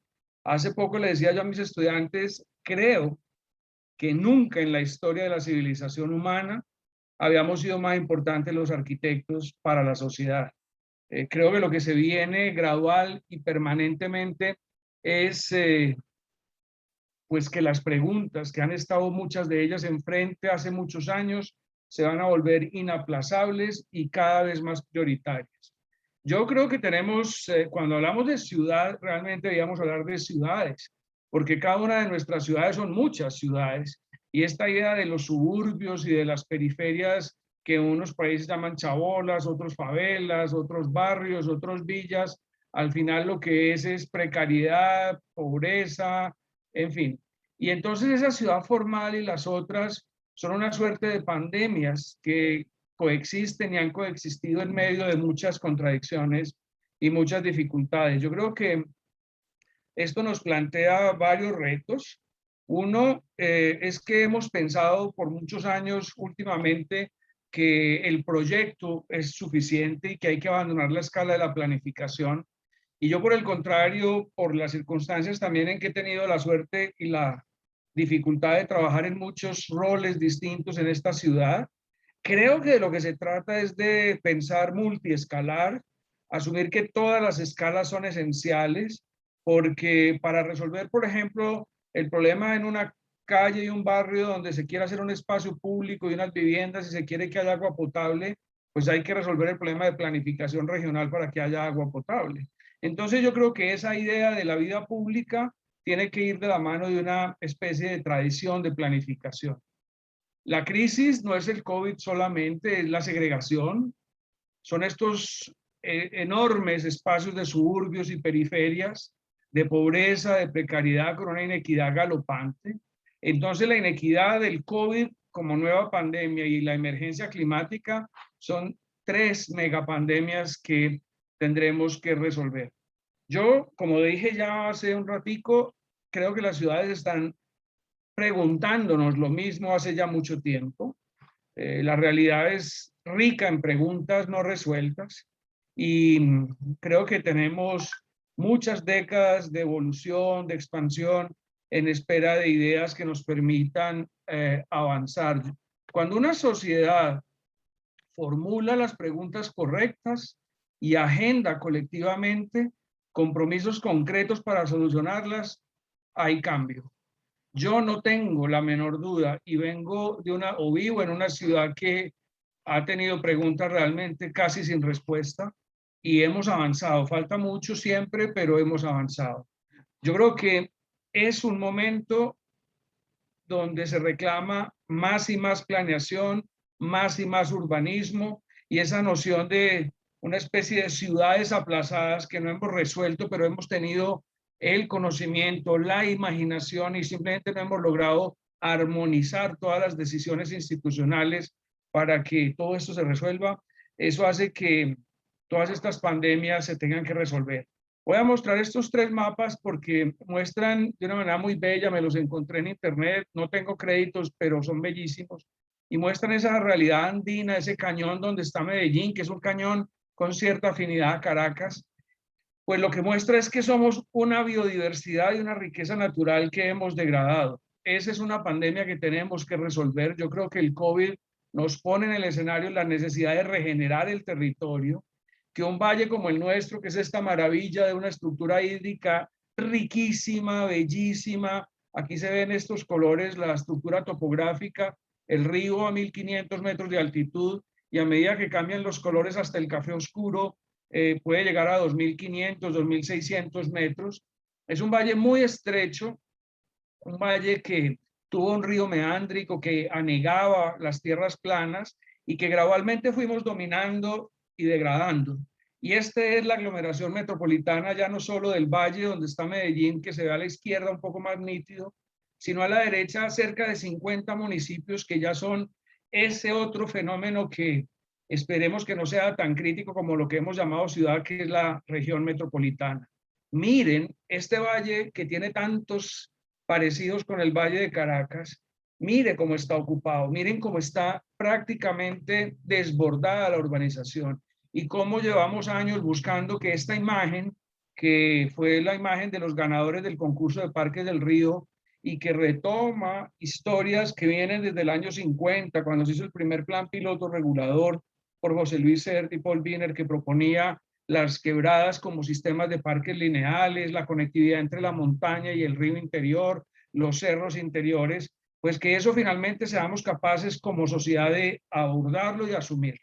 Medellín fue una ciudad que vivió una etapa de crisis y que se convirtió en una ciudad muy violenta, pero no solo violenta por el narcotráfico, el terror y las balas, sino porque tuvo una etapa de gran auge económico y empresarial, pero también de inmigración y explosión urbanística, de gran segregación socioespacial y urbanización precaria, con un enorme declive económico y un empobrecimiento justo cuando más población había.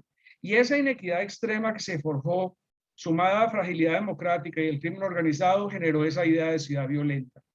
Yo creo que en el contexto de Barquisimeto y de Venezuela, que no solo pues conozco, sino que sufro porque tengo un enorme amor por Venezuela, creo que algo que nosotros aprendimos y que es esencial hoy es diálogo social y fomentar participación social apoyados en procesos de planificación. O sea, yo creo que la planificación a nosotros nos dio una mano fuerte para armonizar no solo la planificación físico-espacial, o sea, el urbanismo y el territorio, sino la planificación social, de políticas públicas, etcétera. Yo creo que eso es crucial. O sea, una sociedad que a través del diálogo construya dinámicas sociales. Esta es una imagen de lo que nosotros empezamos a hacer en 1990, o sea, hace 30 años. Esa es María Emma Mejía, quien fue consejera presidencial de Medellín con un periodista, con Juan Mosquera. Y esto se narra y se entiende, y entonces permite entender que la recuperación de la ciudad para todos tuvo mucho que ver también con diálogo social y democracia, o sea, ocupar el espacio público, desarrollar vida pública, tiene que ver con procesos políticos y sociales. De modo que yo pensaría que Barquisimeto, en esta época o en esta etapa post-COVID, debe pensar que el diálogo social, base de la planificación y el urbanismo, puede ser una herramienta potente. No voy a explicar estos gráficos, pero solo para mostrar cómo en una ciudad como Medellín, después de una crisis tan grave como la que describí, los indicadores de carácter económico y social fueron mostrando una evolución en las capacidades colectivas. Miren nuestra capacidad de inversión como ciudad, cómo ha ido creciendo, o cómo las diversas políticas públicas y las estrategias de gestión de la ciudad han contribuido a la reducción de la pobreza extrema y la pobreza moderada, monetaria moderada.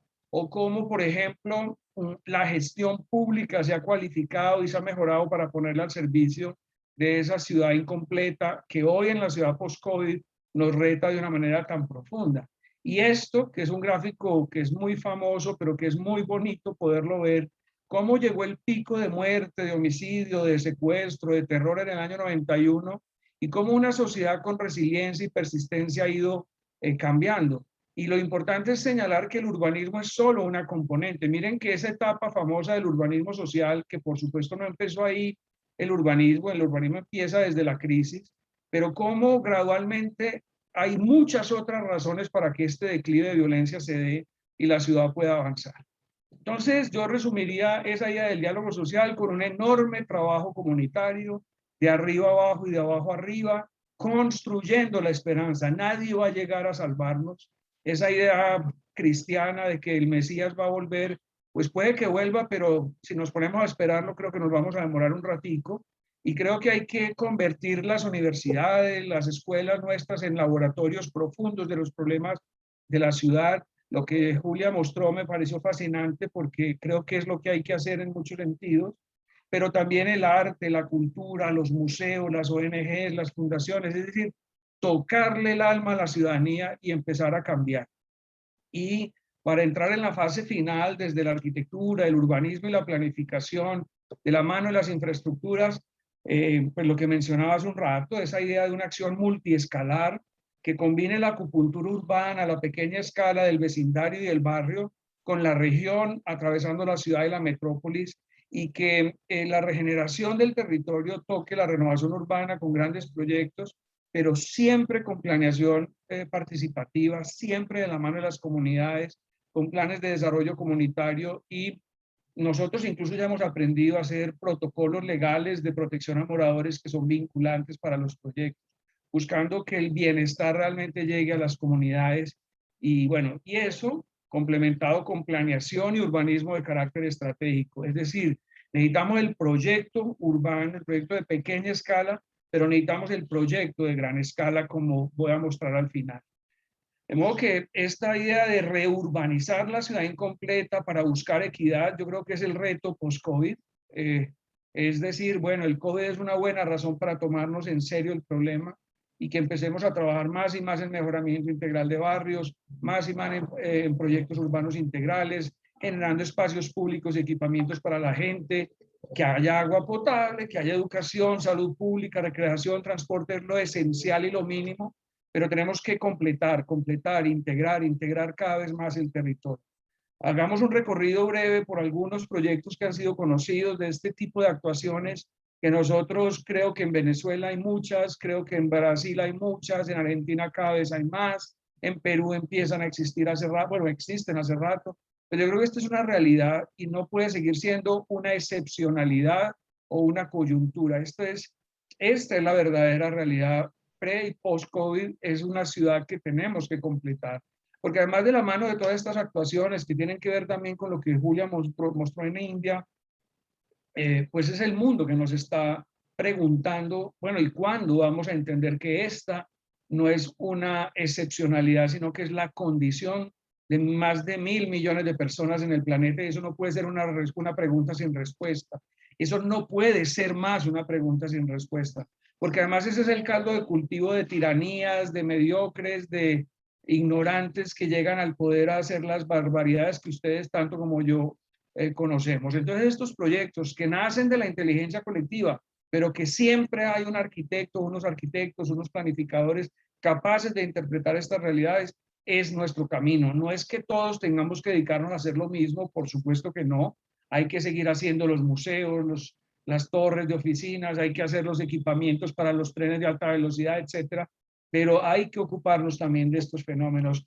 ¿Cuántas de nuestras ciudades tienen montañas de basura, cielo abierto, habitadas por comunidades como esta, en medio de Medellín? Y nosotros hicimos un piloto que creo que vale la pena entenderlo. Cómo fuimos capaces con universidades, con ingenierías, con ambientalistas, con abogados, con arquitectos de llegar hasta esta realidad de desalojar esa montaña y empezar a salvar esas comunidades de esa condición de vida tan precaria. Es decir, cómo una sociedad es capaz de priorizar que hay que invertir en este tipo de fenómenos. Y lo otro es que hay asuntos de la planificación que son esenciales para que todos podamos vivir mejor. Miren el modelo de urbanización periférico de Medellín, que no tiene esas maravillosas decisiones que ustedes tomaron para proteger el Ávila en Caracas. Y es que tanto los barrios de alta sociedad como los barrios informales han venido destruyendo la montaña, subiendo hasta la ladera. Pero lo que es más grave aún, en la foto de la derecha inferior, esa es la política pública de vivienda social. Eso no puede ser más. Tenemos que cambiar. Entonces, estos son los gráficos del plan de ordenamiento territorial y esa escala también es vital, porque en esa escala es que aparecen ideas como esta, y es la creación de un cinturón verde de protección en las periferias de las laderas para asegurar no solo áreas verdes y paisajes, sino fuentes hídricas, biodiversidad, protección frente a deslizamientos, avalanchas, desastres, tener la vida como un propósito. Entonces el COVID no es la única aproximación a la vida que tenemos que entender. La movilidad y el transporte sostenible no son un problema de movilidad y de transporte, son un problema de equidad, inclusión social y derecho a la ciudad. Tenemos que pasar la página de la ingeniería de transporte y entender que si queremos tener objetivos del desarrollo sostenible, si queremos resolver agendas frente al cambio climático y si queremos tener una sociedad saludable, la movilidad, la accesibilidad plena es un asunto fundamental. Y si una ciudad de verdad tan pobre como Medellín, porque nosotros no somos una sociedad rica, ha logrado invertir miles y miles de millones en estas cosas, todas las ciudades podrían hacerlo. Y hay que hacerlo además bien. Por eso se necesitan más urbanistas, más planificadores, más arquitectos, mejores cada vez, porque estos proyectos son de una enorme complejidad, de una enorme dificultad, y hay que aprender a hacerlos. Este proyecto lo quiero mostrar, aunque es un poco exagerado que muestre este detalle, por una razón, porque muchas veces las soluciones son simples, obvias, y no las vemos. Esto es un muro en un barrio muy denso de nuestro tipo de barrios, donde la gente abre un orificio en el muro que cierra una infraestructura solo para poder ver el verde. Es la situación de muchos barrios en Medellín, donde había o hay tanques de acueducto rodeados de áreas verdes en medio de barrios muy densos, con gran concentración de crimen y de delito y con mucha oscuridad y dolor. Y este es el muro, el de abajo, de donde salen los orificios que mostré aquí. Ese es este muro. Y es estos niños que juegan al borde de ese muro desde sus casitas, abren el muro para poder ver este parque. Pues el alcalde decidió, de la mano de buenos arquitectos, hacer esto.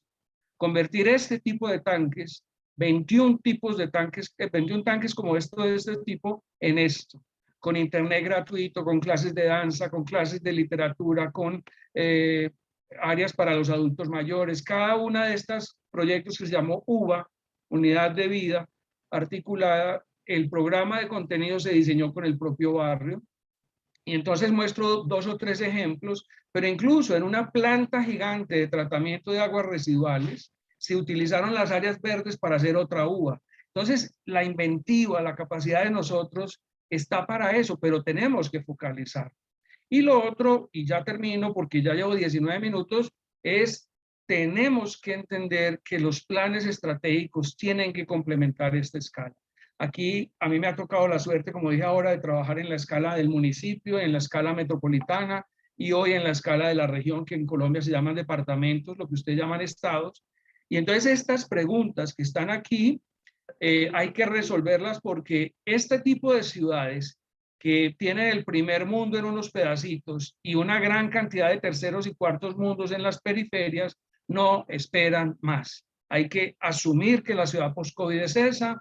Miren lo que nos ha pasado a nosotros, cómo se ha urbanizado prácticamente todo el área posible de urbanizar en este valle. Y entonces ahora la propuesta que nosotros hacemos desde la gran planificación, utilizando instrumentos de gestión del suelo, plusvalías, valorización, obligaciones urbanísticas, captura de valor del suelo de las dinámicas urbanas privadas, hicimos una planificación de lo que llamamos macroproyectos del río, con 36 planes parciales, con 120,000 viviendas potenciales, pero por norma el 20% tienen que ser vivienda de interés social aportada por la operación privada. Entonces esas cosas aquí ya están pasando. Esto es un proyecto que está comercializado, ya se vendió, y en el basamento es vivienda de interés social con estas características que ustedes ven ahí, accesibles, vecinas al sistema de transporte masivo, contiguas al río, de modo que yo creo que es posible. Entonces, para terminar, voy a mostrar muy rápidamente el entorno del río en el área del llamado centro cívico, que muestra 2 cosas. Una, que el largo plazo sí funciona con continuidad y si hay plan y proyecto. En el año 50, José Luis Sert y Paul Wiener propusieron esto, que es el plan piloto de la ciudad, con un nuevo centro cívico. Entonces les voy a pasar gradualmente imágenes de cómo ese centro cívico fue apareciendo de la mano de la urbanización funcionalista, la ciudad de las autopistas, la canalización del río, y estas áreas son lo que hoy va a ser el centro cívico. El centro tradicional estaba arriba a la derecha, pero miren ese centro cívico de la mano de arquitectura, urbanismo y planificación, cómo ha ido cambiando. Apareció primero el edificio de la justicia, la alcaldía, la gobernación, luego el teatro metropolitano. Todo esto era suelo de los talleres del ferrocarril. Apareció la sede de empresas públicas. Aquí se hizo después el proyecto del parque de los pies descalzos en el entorno, que lo hicimos desde la universidad, que es este. Aparecieron después concursos para el centro de convenciones, para Plaza de la Libertad, que es un edificio de gobierno, la biblioteca de PM, la Plaza de Cisneros. Entonces esto lo muestro porque además la ciudad, de esta imagen que ustedes ven arriba a la izquierda, miren cómo ha reverdecido en solo 15, 20 años. Entonces hay esperanza, la planificación, la arquitectura y el urbanismo son esperanzas. Hicimos el concurso de Parques del Río, que es un plan maestro de toda la ciudad para que esto ocurra. Pasar de la ciudad de las vías ferroviarias, de las autopistas y de la cloaca a cielo abierto a una ciudad que recupera el río y que lo regenera ambientalmente. Y entonces, pues esto era lo que les quería mostrar. Para cerrar, el río, que nunca tuvo cómo conectarse peatonalmente, hoy tiene sus 2 primeros puentes peatonales. Ya esto es una integración plena entre 2 ciudades que antes eran como si fueran 2 mundos. Hemos hecho muchos concursos, muchos proyectos, y esto es lo que les estoy tratando de sintetizar. Este es el plan piloto años 50 que proponía el centro de gobierno, y todo esto son proyectos que se han ido haciendo en los últimos 30 años. Plaza de exposiciones, teatro metropolitano, CDPM, Parque de los Pies Descalzos, Plaza de la Libertad, sede del área metropolitana, etcétera, etcétera, y finalmente Parques del Río. Termino, si me dan tiempo, 1 minuto, dura 1 minuto con un videíto sobre Parques del Río, que creo que les va a gustar porque pues yo me siento muy feliz de que hayamos sido capaces en esta ciudad de emprender ese proyecto. que es este. Dura 1 minuto porque fue el video que se presentó para la Bienal, pero les muestra un poco cómo es el río hoy, después de haber sido un río rodeado de autopistas y de ferrocarriles. Sobra decir que Parques del Río es de Sebastián Monsalve y Juan David Hoyos. Este es el proyecto.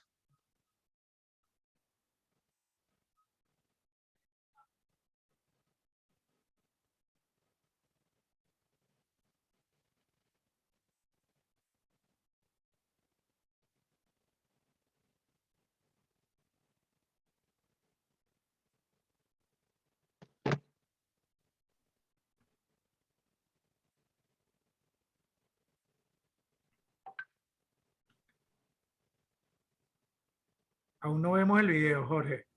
¿No lo ven? Todavía no. ¿Pero por qué? Yo ya lo estoy terminando. Quizás tienes que abrirlo y compartir pantalla una vez lo tengas abierto, creo. Ok. Bueno, yo lo tengo abierto. Espérate un segundo. Me tomé más tiempo del que era, ¿sí ven? No, no, está muy bien, no te preocupes. Iba a cumplir con los 25 Está máximos. perfecto, están perfectas Bueno, las 3 presentaciones. pero no se demora sino 1 minutico. Entonces lo pongo en pausa mientras.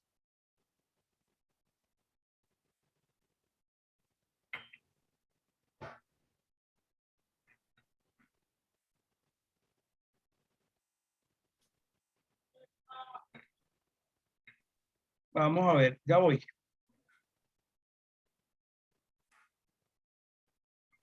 Ahí está. ¿Ahí sí lo ven? Ahora sí.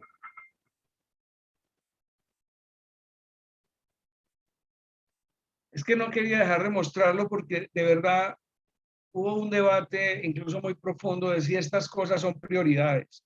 Y cuando llegó el COVID y la ciudad tiene que tener el encierro que todos tenemos y aparecen espacios colectivos donde la gente puede salir un momento a tomar el sol, a conversar, a ver algo distinto a un apartamento minúsculo en el que vive, pues esto se vuelve vital. Y entonces, cuando la sociedad humana aprenda que estas cosas también son prioridades, que hay que tener salud pública, que hay que tener educación, que hay que tener ese tipo de cosas, pero que también hay que tener espacios para habitar, para socializar y para coexistir, pues yo creo que vamos a ser una sociedad humanamente superior a la que tenemos hoy.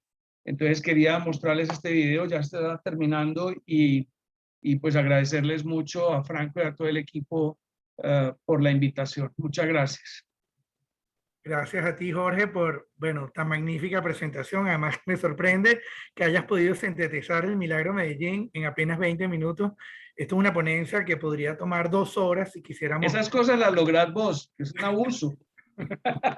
No, yo estoy realmente impresionado porque además creo que las 3 ponencias lograron calzar en su justa medida los temas, la aproximación hacia Barquisimeto, la cercanía de los enfoques hacia una ciudad como Barquisimeto, que yo creo que encuentran las 3 ponencias una cantidad de aspectos que creo que nos obligan a reflexionar. Más que quizás encontrar respuestas en este momento, yo voy a tratar de utilizar algunos de los comentarios o preguntas del chat, que creo voy a ir como del final hacia adelante. En el caso de Medellín, por ejemplo, temas de cooperación internacional fueron importantes. Las voy a leer algunas y luego cada quien agarra las que considere. Si sientes que eso fue importante en el caso de Medellín, la cooperación internacional o no. Tú hablaste mucho de la participación también de la academia, de distintos actores de la sociedad, lo cual yo creo que es importante en una ciudad como Barquisimeto, que es posiblemente la Medellín de Venezuela, en el sentido que es una universidad una ciudad altísimamente educada, con una gran cantidad de universidades y con una sociedad madura en muchísimos sentidos, ¿no? Por La otro palabra lado, madura no nos gusta mucho hoy en día. no sé, pero a ninguno de nosotros, pero fue la que mejor vino al caso. Presentación a los proyectos de Medellín.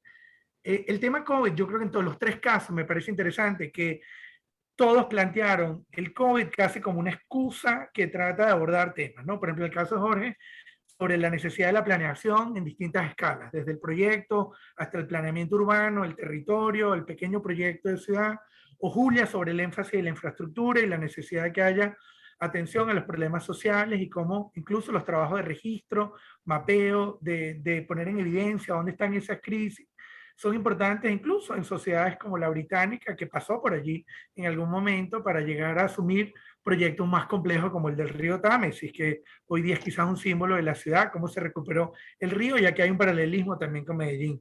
Y por otro lado, el caso de Luciano nos mostró un panorama de ciudades en distintas partes del mundo comparables con Barquisimeto, específicamente un aspecto que creo que es fundamental, que es el aspecto productivo y la potencialidad de esos espacios industriales como agente de transformación económica para una ciudad que seguramente, como Barquisimeto y como Venezuela en general, vive en condiciones de posguerra, es decir, con unas economías paralizadas, con una institucionalidad desdibujada, con unos cuerpos sociales posiblemente desmembrados o tratando de articularse. Quizás quisiera una pregunta en el caso de todos ustedes, más que tratar de responder ninguna de las preguntas específicas, es cuáles serían esas posiciones o cómo traducirían el milagro de estos lugares del que ustedes hablan referidos al caso de Venezuela. No sé si me gustaría darle primero el derecho a palabra a Julia, nada más tiene como tan cerca esa vena con Venezuela y este discurso sobre lo social y sobre la importancia de la infraestructura con un sentido social. No sé si Julia quiere hacer un comentario.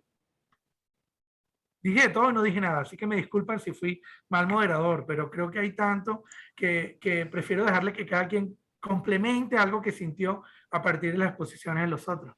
No sé si Luciano o Julia se atreven a empezar.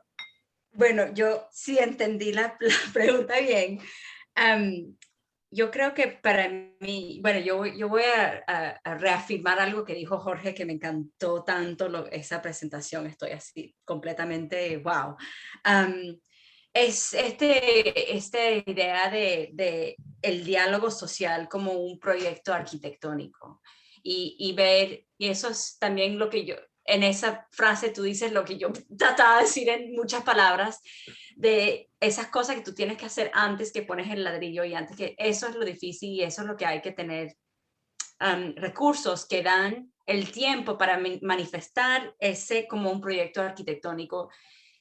Y yo he visto vamos a decir, en proyectos en Sudáfrica, que Luciano habló de Durban, donde ellos usan un dinero, y bueno, y Medellín también, y muchos proyectos en Colombia hicieron eso, hacen dinero para infraestructura grande, y dicen, bueno, si quitamos 5% de eso, de una inversión grande del Estado, ahí podemos hacer algo al micro level que vale bien, si hacemos 2 proyectos a la misma vez. Y eso es cuando piensas en una expansive way en infraestructura, y eso es un pensamiento. Y también esto de municipalidades sin dinero, si tú vas a Detroit, que es una ciudad que era una de las ciudades más grandes de los Estados Unidos, ahorita, bueno, y pasó por una época de desocupación muy grave, y la ciudad no tenía nada, ni un centavo.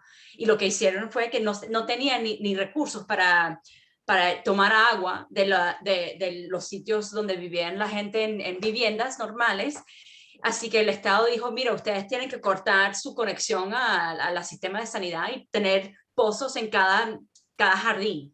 Bueno, y ahí fue un renacimiento de harvesting agua en tu casa para usarlo. Y eso es obvio, hay que hacer eso. Y tú ves ahí algo que es obvio, sostenible, que tiene que pasar, pasa a través de una crisis financiera que tiene esa ciudad en sus rodillas. Y yo creo que eso es lo que tú estás diciendo, de usar COVID, que es un crisis, en un momento que tú estás en tus rodillas, y yo vi en un comentario ahí que la gente tiene miedo. ¿Cómo tú puedes tomar algo negativo y hoy y mañana hacer algo que hace un cambio para eso, pero prevenir que lo que haces hoy tiene ese efecto que en 20 años tú estás hablando de la mejor parque de la ciudad o algo así? Yo creo que eso es la inteligencia que tenemos que hacer ahorita. Yo no creo que he respondido a tu pregunta, pero bueno, ahí hay unos pensamientos de lo que escuché. Luciano, no sé si... Ajá, adelante, Luciano.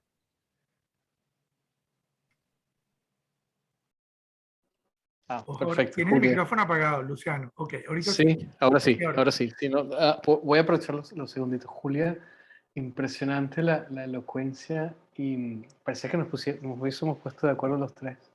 Hay algo que decía Jorge, que a mí me pasó un poco al revés con Colombia. Yo a pesar de que somos vecinos, descubro Colombia después de haber vivido en New York y después de haber llegado a Shanghai por 7 años, ¿no?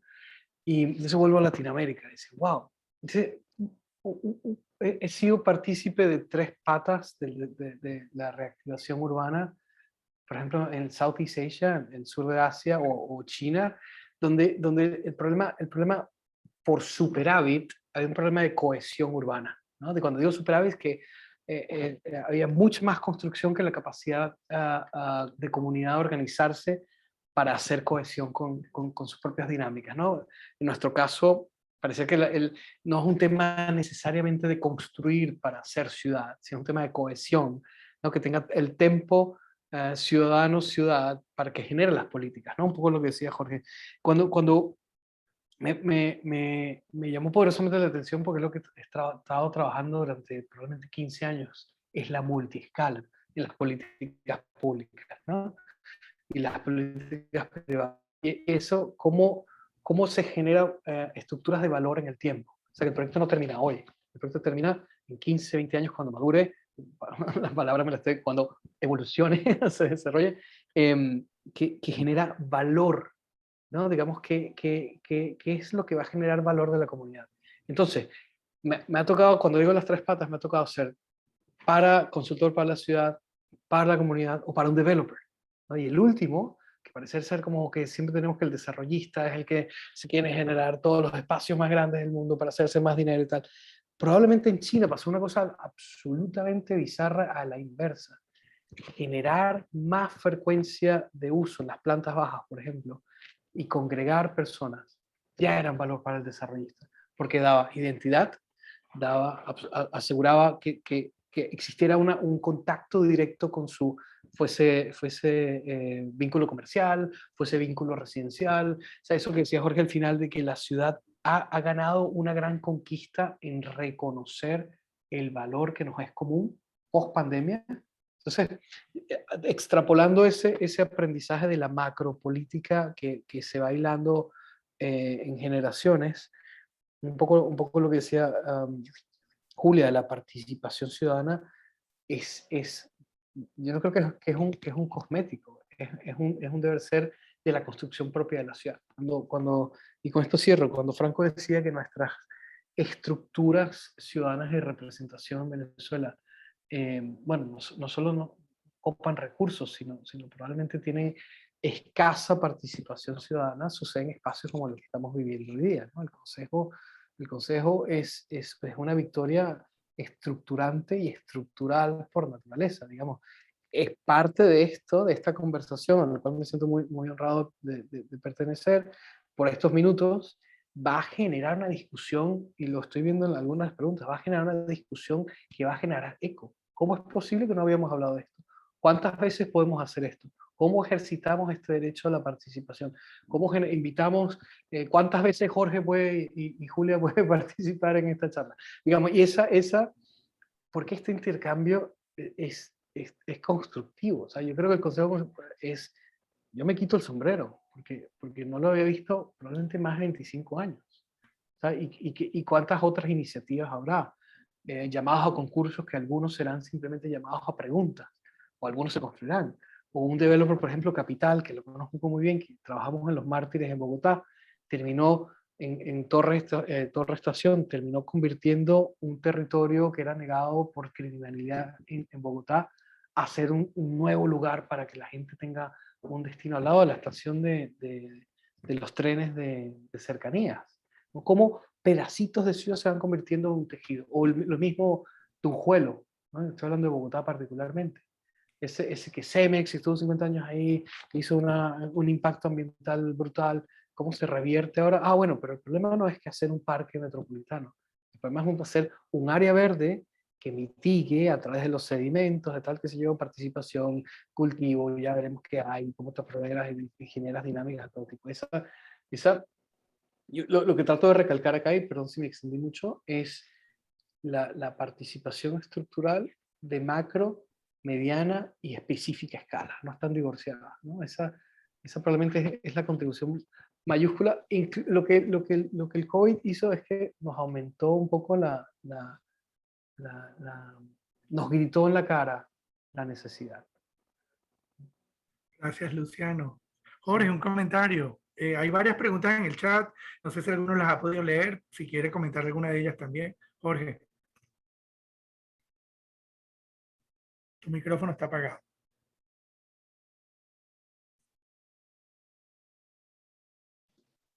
¿Ahí me oyen? Sí, ahora sí. Bueno, me van a excusar, pero les tengo que contar una noticia que acabo de recibir, por eso interrumpí con el teléfono. Aníbal Gaviria, mi exalcalde y actual gobernador, ha sido perseguido por la política, igual que pasa en Venezuela, y lo suspendieron del cargo y estaba preso hasta hace media hora. Entonces, estoy muy feliz, estoy sumamente feliz porque pues parte de lo que les mostré lo hicimos con su liderazgo y su voluntad política. Entonces, estoy muy feliz. Entonces, quería decir eso para que me excusen porque uno no coge el teléfono cuando está hablando con otras personas como ustedes.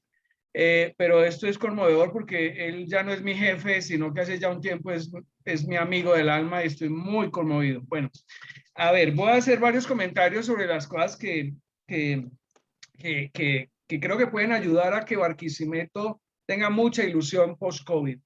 Miren, nosotros nos lo ganamos por todos nuestros errores. Fuimos una sociedad completamente abandonada a su suerte por el país y por el mundo. Una sociedad segregada. Medellín era un no lugar, era un agujero negro. No solo de crisis económica, de precariedad como ciudad, sino además muriendo de violencia. 6.400 homicidios hubo en el año 91, más de 1.500 secuestros, carros bomba. Esto era una tragedia vital. Y entonces nuestro trabajo fue no solo regenerarnos hacia adentro, sino regenerarnos hacia afuera. O sea, lo que hoy pasa, y es que ustedes nos quieran invitar a que contemos lo que hicimos, es un logro colectivo muy hermoso que demuestra que si Medellín lo hizo, cualquier sociedad, si se organiza con inspiración noble y con buenos liderazgos, tiene que ser capaz de avanzar. Yo estoy completamente convencido de eso.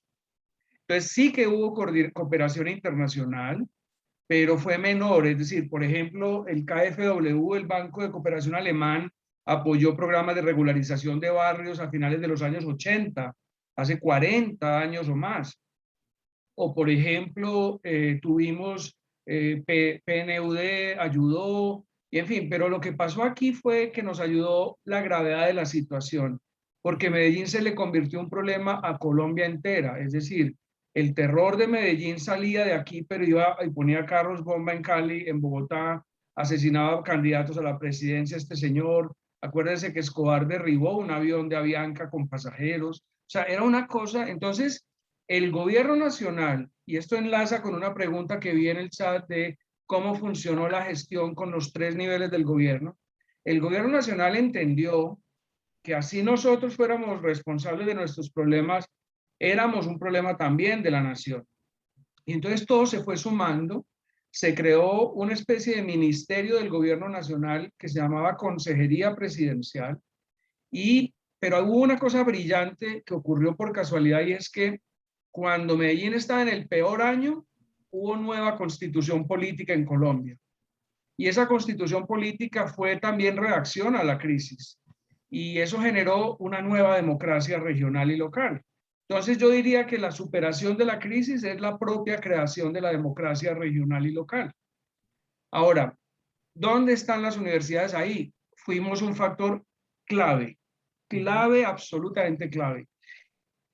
La Facultad de Arquitectura en la que yo estudié, a mí me nombran decano en el 93, muy joven, y lo que hicimos fue auténticamente como una pandilla de jovencitos inexpertos pero sin futuro, y dijimos, esta facultad tiene que ser el futuro, tiene que ayudar a pensar el futuro, y nos volvimos un laboratorio de Medellín. Entonces yo creo que uno de los aprendizajes que hay es, claro que hay que abrir la cabeza y hablar con el mundo, o sea, buscar cooperación es vital, pero claro que las universidades son un centro de intercambio, de pensamiento y de formación de proyectos y de ideas que luego serán políticas públicas fundamentales. Pero hay un balance que no es menor y para mí es el más importante, y es esas personas que nos formamos en la universidad pensando en la crisis de la ciudad, luego decidimos priorizar nuestra labor en el mundo público. Entonces ha habido cientos, no decenas, cientos de arquitectos, de jóvenes arquitectos y arquitectas ocupando cargos públicos, trabajando en lo público. Por eso hay una fuerza que ha permitido que la ciudad vaya gradualmente pasando la página de la crisis. Entonces yo diría que esos serían como los tres, los grandes mensajes, digamos, de estas preguntas, y es cooperación sí en todos los niveles, y las universidades en todos nuestros países, en Sudáfrica, en África, en Surasia, en todo el mundo del sur global, las universidades tenemos un papel que tiene que ir mucho más allá de la academia y convertirnos en los tanques de pensamiento de una sociedad que está desesperada esperando respuestas. Magnífico, Jorge. Bueno, no sé cómo andamos de tiempo porque son casi las 5 de la tarde. Milagros, tú me ayudas a ver cómo es la situación o si quieres aventurar un comentario adicional. Yo creo que el tema está cubierto y creo que los puntos de vista, me gusta además que abordamos tres aspectos claves, que son el ambiental, el social y el económico. Independientemente de que unos hablaron más de una cosa que de otra, siento que ahí hay un triángulo virtuoso de la sostenibilidad que evidentemente es importante para todos los que hacemos vida en las profesiones que tienen que ver con la ciudad, pero que también integran a todos los campos disciplinares que participamos de una manera u otra en la ciudad. Y yo creo que el Consejo Consultivo de Barquisimeto tiene una oportunidad esencial y crucial en este momento de la historia de Barquisimeto, que es de aglutinar esos talentos, de integrarlos para trabajar en equipo, en formular propuestas que, aunque parezcan a futuro, pueden ser materializables poco a poco en el corto plazo, en la medida que hayan victorias políticas tempranas o que hayan espacios que se conquisten desde lo social. Y siento que ese es como de los grandes mensajes que estamos mostrando todos, y siento que no debemos perder eso de vista. No quedarnos en el lamento de que las cosas no son posibles, sino superar ese lamento y convertir a veces esa frustración que a veces produce que las cosas no pasen en energía vital para motivar a que eso ocurra. Yo creo que esa es un poco mi invitación en lo personal. No sé si Cristóbal, Milagro o alguien más quiere incidir antes de que vayamos cerrando, porque mañana tenemos 3 ponencias brillantes también, profesor Lorenzo González Casas, Elisa Silva y David Werner, que van a abordar otra trilogía equivalente a la de hoy. Milagro, Cristóbal, no sé si alguien quiere. Vale. Ok, está muda. Vale, si ya son las 5 de la tarde y creo que me hacen saber que no podemos extendernos, es lo que entiendo. Yo además creo que agradezco, bueno, aparte de lo nutrido de la concurrencia, tanto en Zoom como en YouTube, creo que hubo comentarios muy valiosos. Yo siento que vamos a tratar de que de esto quede registro, no solamente de las ponencias, sino también de los comentarios, para posiblemente generar debates quizás en profundidad con los actores del Consejo Consultivo y los invitados a participar, porque creo que hay como un nutrido grupo de profesionales que... Milagro. Franco, es que estaba silenciada y no me permitían hablar. Ok, adelante, Milagro. Muchísimas gracias a las 3 ponencias y a los asistentes que han sido numerosos. Estamos preguntando si nos dan otros minutos, pero en todo caso les digo que sembraron la ilusión, esta ilusión que nos hablaba Jorge y que nos comunicaban todos de la importancia de planificar, del diálogo social. Y permítanme que me fui, y eso lo saben los barquisimetanos que están siguiendo, a pensar en nuestra quebrada La Ruesga, que es una posibilidad de comunicación entre todas las parroquias, en nuestro Valle del Turbio, que la ciudad abraza el valle, y todo lo que Julián nos planteó, y entre nosotros aquí decíamos, tenemos que traerlos a una vez que podamos relacionarnos personalmente para que compartamos todos esos proyectos y esas ideas. Y desde el punto de vista de las posibilidades, sabemos, igual como Luciano que nos paseó por nuestra ciudad, que aquí lo acogeremos con toda esa calidez y con todo eso que los barquisimetanos sabemos. Acogemos con cariño, con afecto, y reitero la palabra de Jorge, con ilusión después de este COVID. Gracias, permiso. Gracias, Franco, gracias, Luciano, Jorge, Julia. De verdad que nos nos conmovió porque fueron distintos escenarios. Paseamos desde Delhi hasta Medellín y pasamos por Barquisimeto. Barquisimeto es su casa, Jorge, esta es su casa, Julia, bienvenida. Luciano, además está decirte que es tu casa porque en nuestra universidad, nuestra unidad docente de la UCB, el núcleo de Barquisimeto, esas paredes y estos estudiantes escucharon tu clase y sigues aquí, o sea, sigues presente. Y todos ustedes, todos los que nos escuchan, Barquisimeto tiene un potencial, estamos entusiasmados, así como hablábamos con la doctora, hay un proyecto que salió de unos jóvenes de acá de la universidad sobre el manejo de los desechos sólidos de la ciudad y en el caso específico trabajaron en la quebrada de La Ruega cómo convertir el plástico en dinero. Hay mucho potencial y estamos muy entusiasmados, más ahora después de ver esto, después de escuchar a Julia, de escuchar a Jorge, a Luciano, a Franco, bueno, y que todo compartir esta alegría. De verdad, muchísimas gracias por habernos acompañado.